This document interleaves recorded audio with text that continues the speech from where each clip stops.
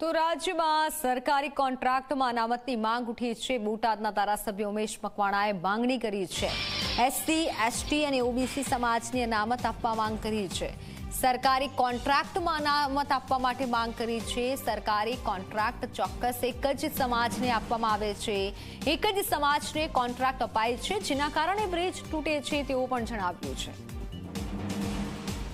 મેં તમને કીધું કે આ જે મારી પાસે છે એ આખું એવિડન્સ સાથે હું લઈને આવ્યો છું કે ભાઈ મોટાભાગના તમે માહિતી માગી લેજો, મારી પાસે માહિતી છે।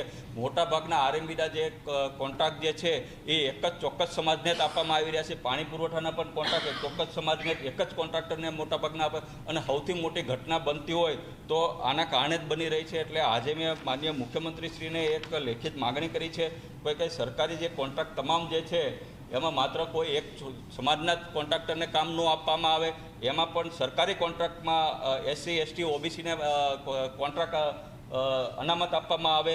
અને સાથોસાથ જે રીતના પ્રાઇવેટ કંપનીઓમાં પણ એક જ સમાજનું ચોક્કસ પ્રભુત્વ છે, જેથી કરીને અનામત એમાં પણ દાખલ કરવામાં આવે। તે આજે મેં લેખિત મૌખિક માનનીય મુખ્યમંત્રીશ્રીને આજે માંગણી કરી છે।